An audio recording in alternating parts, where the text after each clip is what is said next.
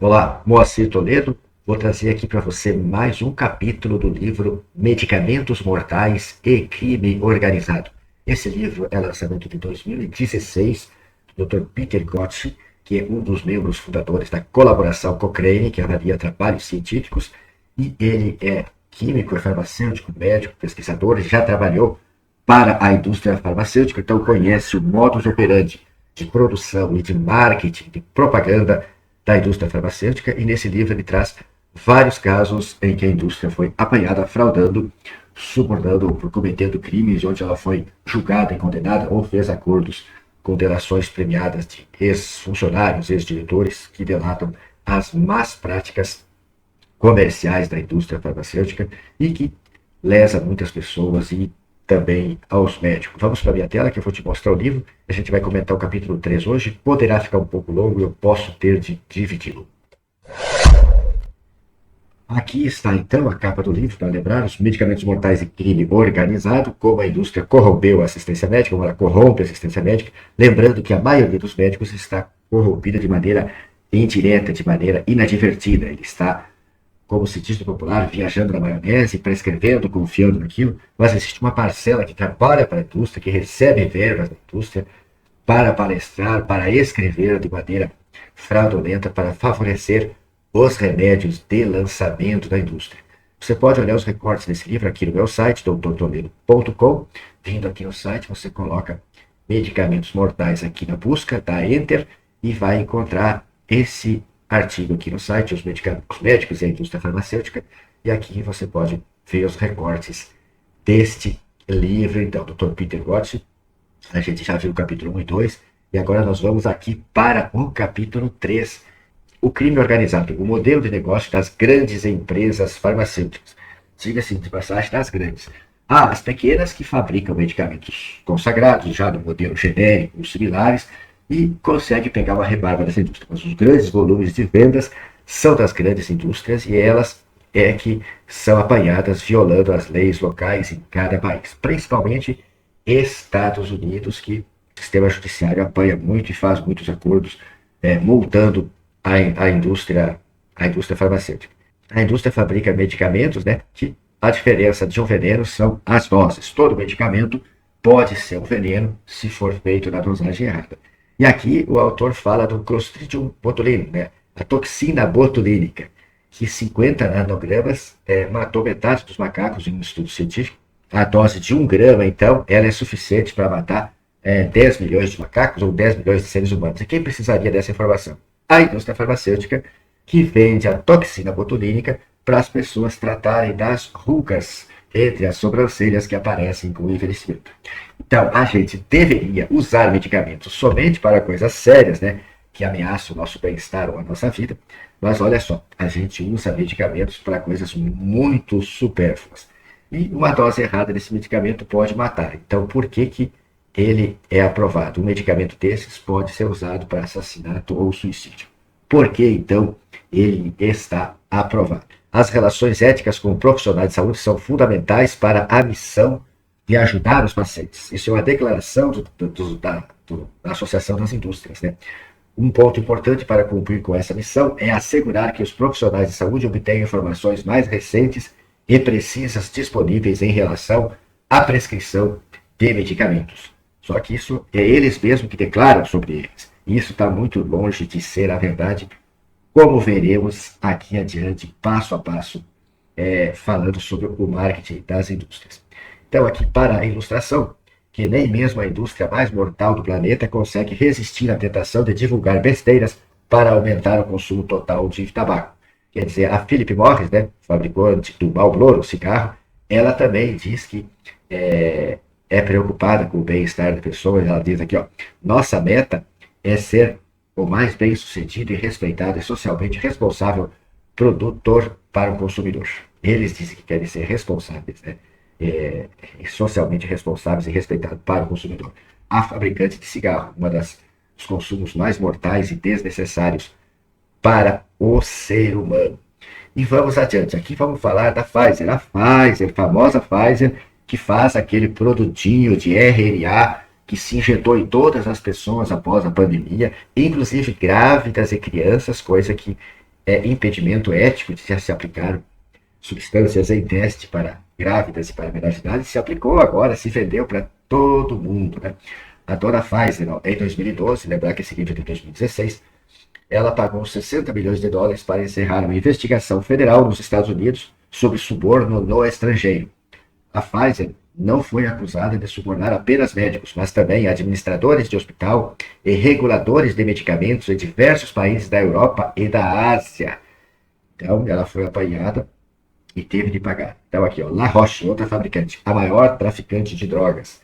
Então, aqui nesse capítulo, o autor traz os casos onde, nos anos 90, ela figurava na listagem das indústrias, mais que a indústria de petróleo e dos bancos, como das grandes fraudadoras corporativas aí, e traz os processos dela. E aí aponta que entre as grandes guerras, na Primeira e Segunda Guerra, ela enviava morfina e opioides, né, de maneira ilícita para os Estados Unidos, e foi provado que em dado momento que tinha as vitaminas Inc, né, que eles praticavam o trust, várias indústrias, vários diretores se reuniam às escondidas em suítes de hotéis para combinar preços e fraudar as licitações dos Estados Unidos para extraírem mais verbas públicas na compra, na venda, né, dos seus medicamentos. Eles dividiam mercados, tudo isso às escondidas, tudo isso está relatado aqui. Vamos ver se passaram-se 27 anos desde o primeiro relatório sobre a dependência, então aqui, ó, aqui é um ponto que fala que a Roche, ela fabricou o diazepam antes, né, do clonazepam, e ela garantia que não fazia dependência. E existiam relatos de dependências. E ele vendia o diazepam a um preço 25 vezes maior que o preço do ouro. No começo da década de 70, foi multada por lei antitrust oficial da Europa por assumir comportamento anticoncorrência na venda do Valium e de outro tranquilizante bem sucedido, o Librium, clordiazepoxi. Clordiazepoxi foi muito usado para tratar a abstinência alcoólica aguda. Ele está presente hoje só no Limbitrol, que é um medicamento bem barato, hoje junto com a amitriptilina, que por acaso é um medicamento que eu prescrevo bastante. Passaram-se 27 anos desde o primeiro relatório sobre dependência teria sido publicado para que os reguladores de medicamento reconhecessem que os tranquilizantes criavam forte dependência. Então, lá atrás, eles garantiam que não existia, não faria-se dependência de diazepam. Na verdade, isso era nos anos 70. Na verdade, nos anos 80, quando eles lançaram os ansiolíticos mais modernos, ou seja, os antidepressivos inibidores seletivos de serotonina, da recaptação de serotonina, a fluoxetina, eles mesmos passaram a admitir que o Valium causava dependências, eles ainda não admitem que os inibidores seletivos de recaptação de serotonina causam dependência, mas a gente sabe que muitos pacientes não ficam bem na retirada abrupta desse medicamento, e eles chamam de síndrome de descontinuação, para não chamar de síndrome de abstinência. Então vamos ver o que o autor perifou aqui. Independente do status legal de umas substâncias que atuam no cérebro, elas estão sendo promovidas em ambos os casos. Depois de ter examinado a indústria farmacêutica em maior detalhe, John Pratenvat, um criminalista, publicou suas observações neste livro aqui sobre a indústria farmacêutica. O autor afirma: as pessoas que promovem a dependência de drogas, como a heroína, são consideradas párias inescrupulentas da civilização moderna. Em comparação, os promotores de medicamentos lícitos tendem a ser encarados como fornecedores de um bem social altruisticamente motivado. E vamos lá, o hall da vergonha das grandes empresas farmacêuticas. Então, esse jornal médico aqui, British, e o New York Times, eles publicam sessões onde a indústria é condenada, e a indústria fala que isso, todo o empreendimento tem alguma maçã podre. Mas o que nós veremos adiante é que não são algumas maçãs podres. Parece que o cesto todo de maçãs está podre, ao menos das grandes. Então, aqui em 2012, o Dr. Peter Gott fez uma pesquisa no Google e realizou as 10 buscas e combinou as palavras empresas farmacêuticas e fraude. Combinou o nome das principais, das 10 maiores empresas farmacêuticas e fraude. E havia entre 0,5 e 27 milhões de ocorrências para cada empresa. 27 milhões de ocorrências para cada empresa. O caso mais proeminente descrito nas 10 ocorrências da primeira página do Google e fornecia as informações de fontes adicionais. Todos os 10 casos eram de 2007 a 2012, e todos estavam relacionados aos Estados Unidos. Os delitos criminais mais comuns eram comercialização ilegal, recomendando medicamentos para uso off-label, uso fora da bula. Eu preciso lembrar aqui que o uso off-label não é ilegal. O uso off-label não é legal. Mas a comercialização, a recomendação do fabricante off-label é que é ilegal. Então, o medicamento é aprovado para certa doença, para certos usos, e ele tem que ser comercializado assim. Agora, se nós médicos encontramos um outro uso para a medicação, entre nós a gente se recomenda isso e faz esse uso. Mas agora o fabricante vender anunciando que serve para aquilo, sendo que não está aprovado para aquilo, isso sim é ilegal. Voltemos. Então, distorção de resultados de pesquisa, isso a gente já falou nos capítulos anteriores, que a indústria adultera resultados de pesquisa, ela mascara os resultados ruins, ela esconde, ela só mostra os resultados bons, ela faz um jogo de palavras para parecer que seus produtos são melhores do que a realidade de fato. Ocultação de dados sobre fraude contra o sistema de saúde americano. Descreva aqui os casos em ordem decrescente, de acordo com o tamanho da empresa. Ele partiu a partir das maiores empresas e vai ter 10 casos descritos aqui. Vamos tentar ser breve. Está aqui de novo a dona Pfizer, a maior. Essa que nós temos que confiar em aplicar aquele produto de RNA, que não sabemos quais são os efeitos colaterais. Já sabemos, né, mas eles se escondem e eles não se responsabilizam por nada disso, e a gente tem que usar. E não podemos falar que senão a nossa rede social pode ser derrubada. A Pfizer pagou 2,3 milhões de dólares em 2009. Então, tem uma denúncia na justiça, tem investigação, e antes dela ser condenada, ela aceita pagar as multas e encerrar o caso, né? Então, uma subsidiária da Pfizer admitiu a culpa em relação à má embalagem de medicamentos, com o intuito de fraudar ou enganar, e foi descoberto que a empresa tinha promovido ilegalmente o medicamento Bextra, Valdecoxib, um medicamento para artrite, né, para dor articular, retirado do mercado em 2005. Também o Geodon, ziprasidona, medicamento antipsicótico, péssimo também, mais caro.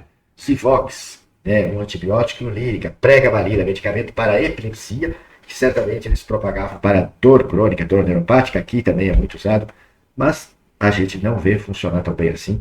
Ainda a velha carbamazepina parece clinicamente ter uma resposta melhor.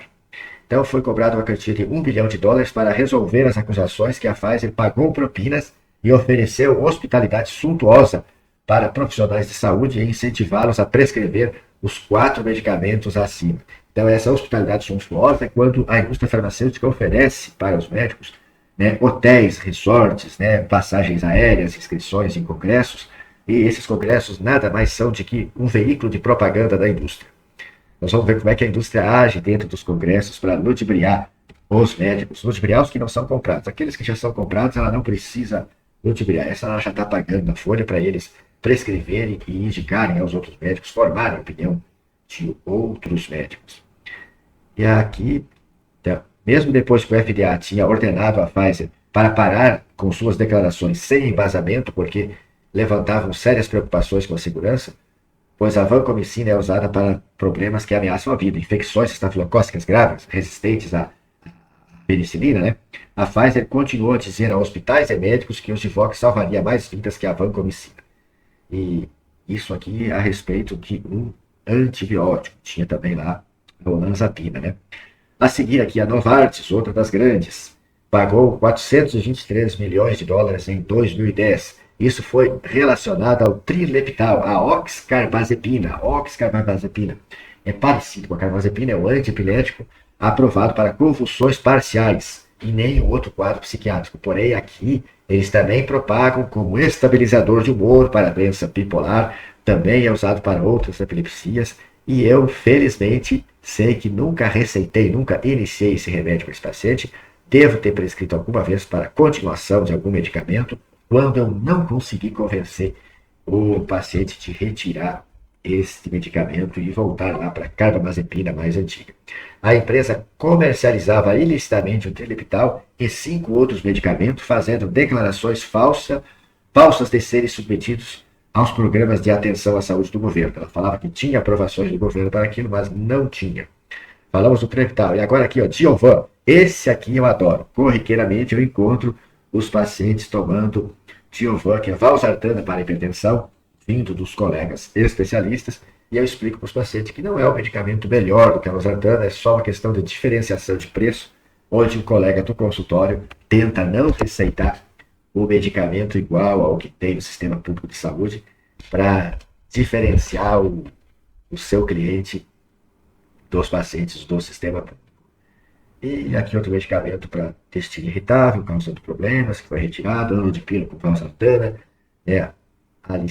alisquireno, medicamento para hipertensão, vários medicamentos retirados aí que ela comercializou fraudulentamente. Os delatores e todos os funcionários da Novartis receberiam pagamentos de mais de 25 milhões de dólares e a Novartis assinou um acordo de ajuste de conduta, que vale isso aqui. Aqui no Brasil seria o termo de ajuste de conduta com o Ministério Público. E eles pagam, dessas multas, parte delas são pagas aos funcionários que delatam as empresas, como um incentivo a ter a delação. É uma delação premiada mesmo.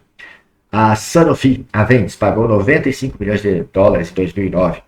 Então aqui o Departamento de Justiça afirmou que asseguraria que os programas voltados às parcelas mais vulneráveis da população não pagassem mais por medicamentos que teriam sido feitos cumprido a lei. Aqui eles estavam vendendo superfaturado medicamentos para os pacientes indigentes, vendendo para o governo de maneira super fraudulenta. Vemos, né, que isso não acontece somente aqui no nosso Brasilzão.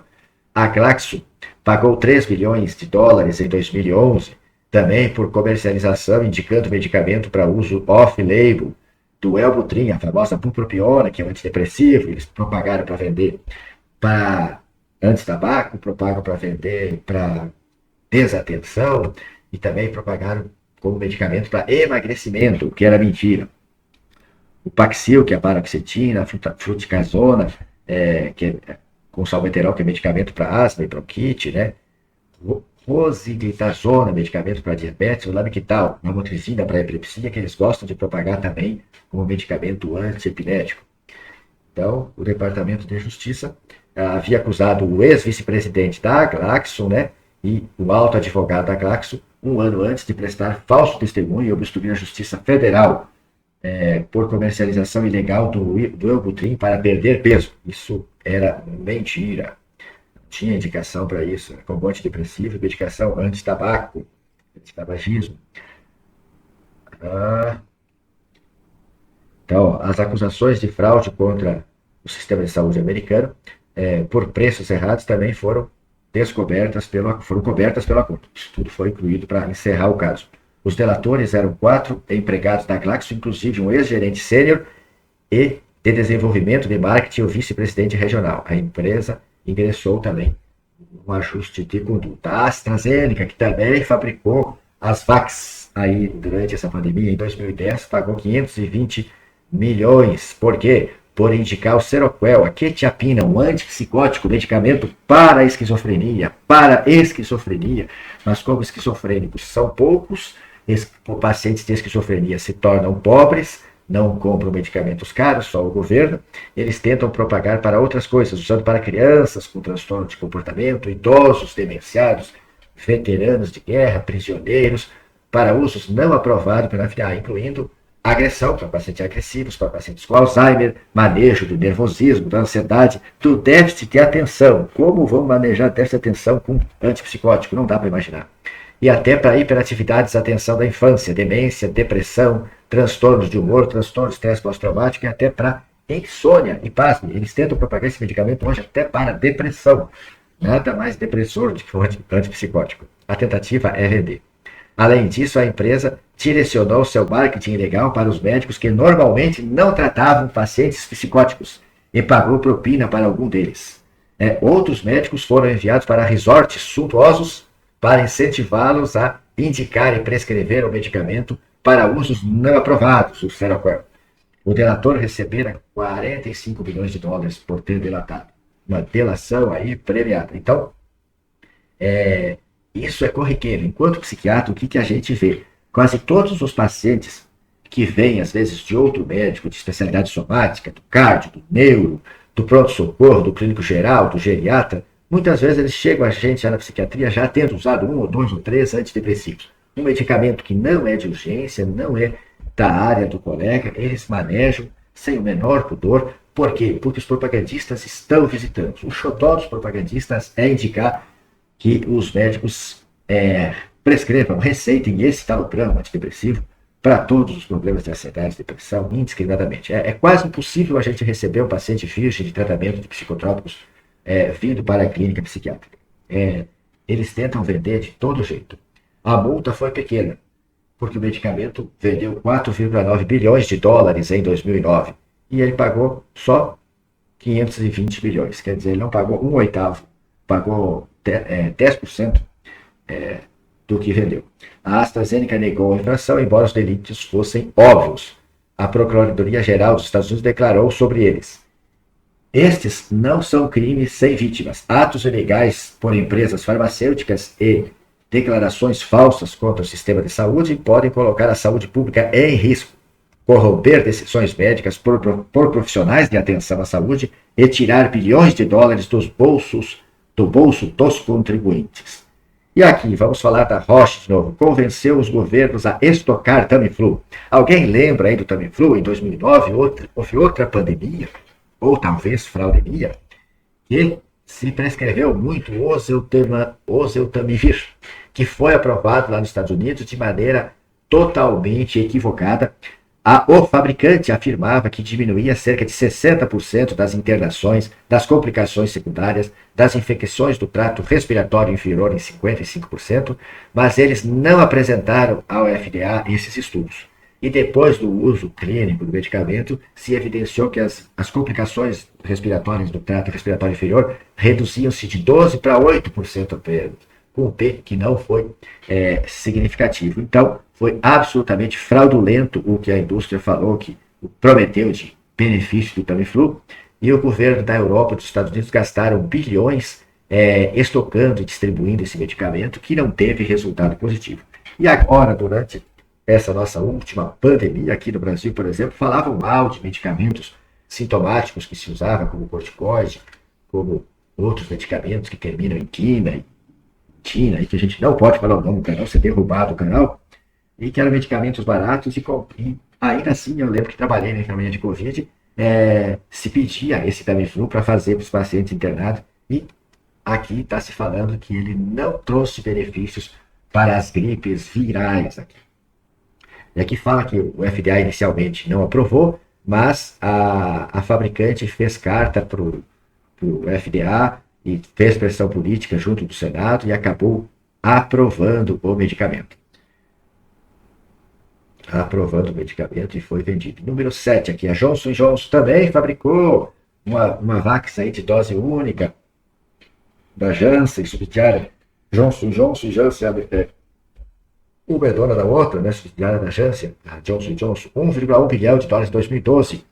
Eles subestimaram e ocultaram os riscos da risperidona, o risperidal, tão usado aí para as crianças com autismo antes de se usar o aripiprazol. Agora os propagandistas estão recomendando os médicos usarem aripiprazol. Aripiprazol é que tem se usado muito para as crianças agora, abandonaram a risperidona, ela ficou mais barata.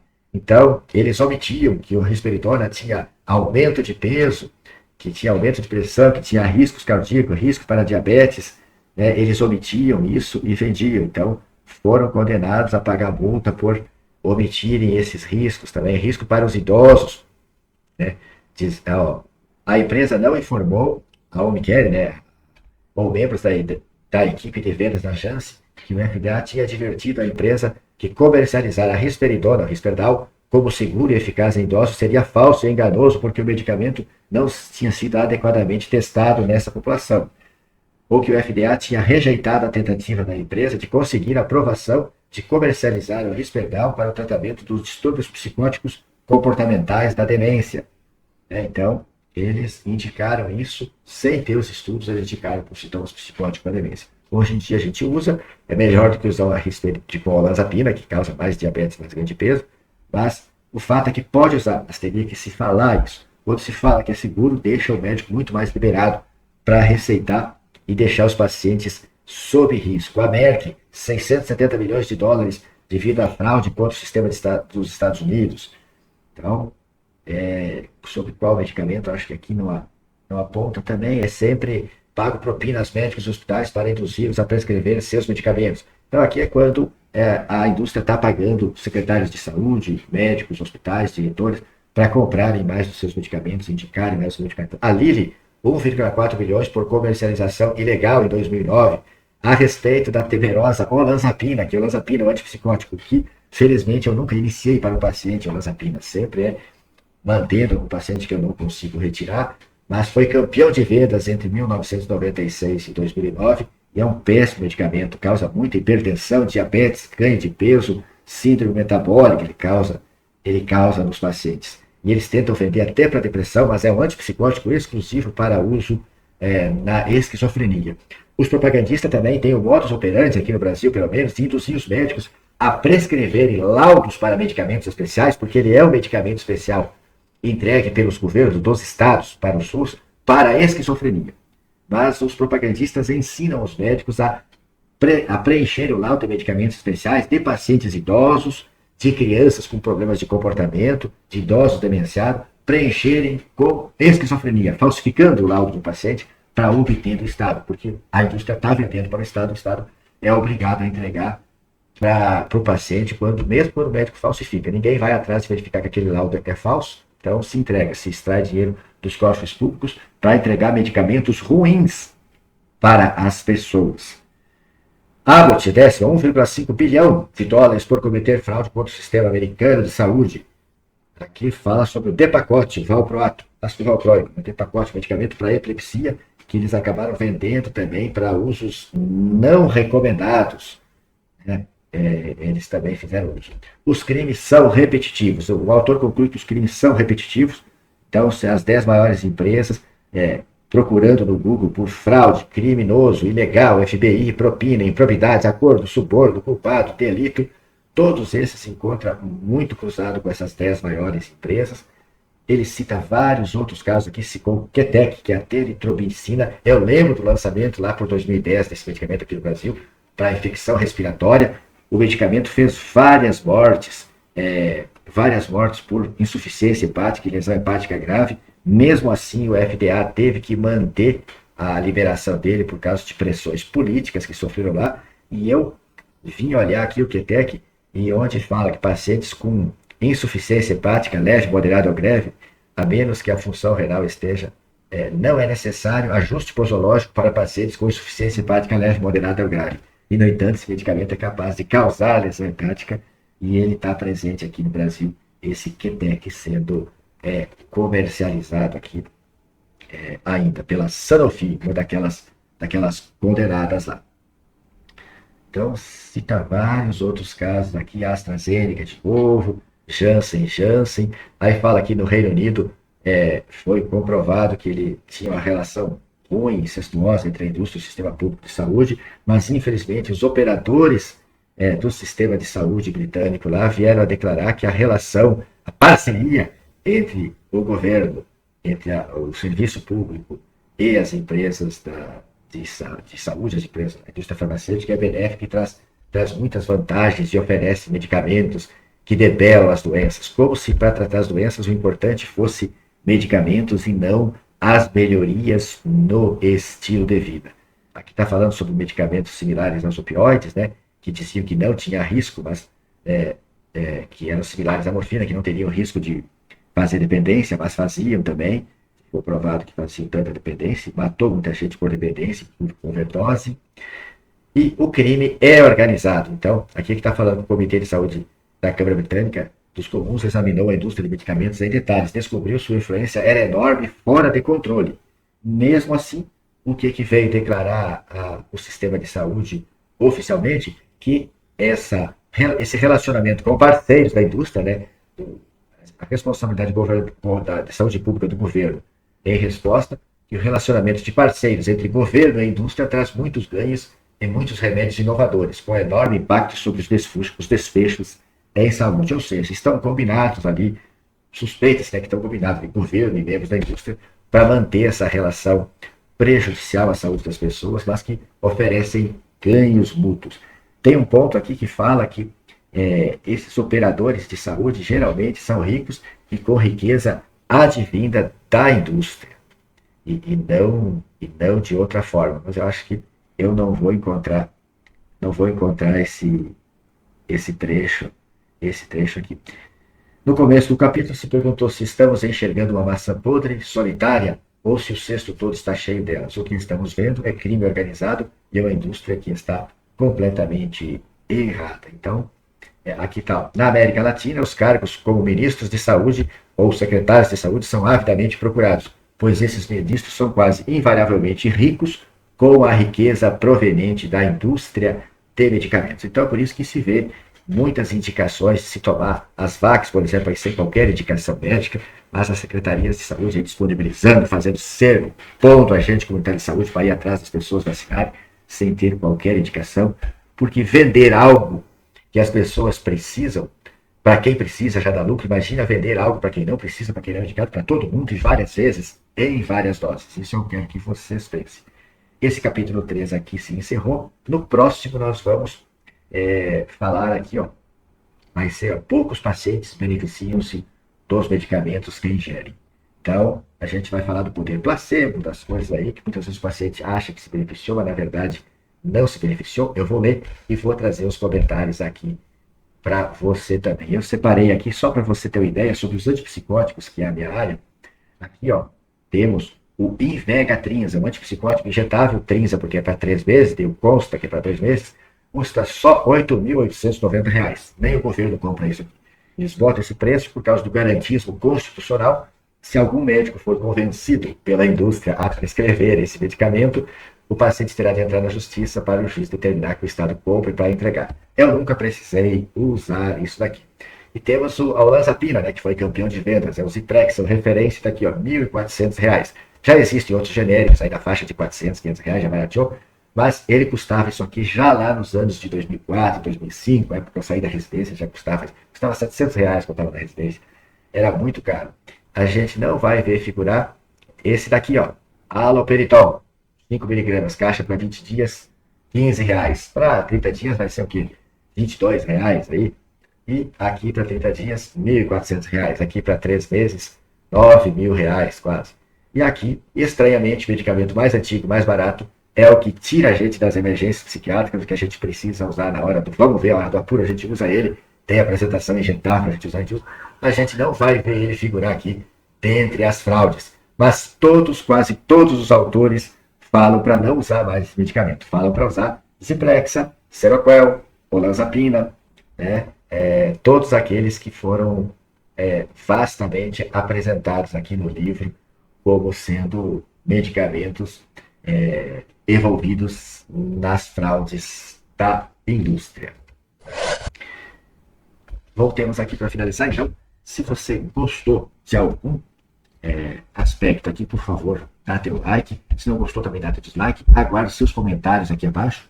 Vou deixar aqui as minhas redes sociais e lembrar que afixado aqui na descrição, mostrar mais, na descrição aqui do vídeo, um link para uma página do meu site onde tem todas essas redes para você me seguir, se inscrever com o teu e-mail e receber material inédito sobre saúde, como você melhor aproveitar o sistema de saúde em benefício da tua saúde. E deixo fixado também no primeiro comentário. Se isso beneficiar alguma pessoa que você conheça, por favor, encaminhe esse conteúdo em compartilhar para beneficiar outras pessoas. Muito obrigado e até um próximo vídeo.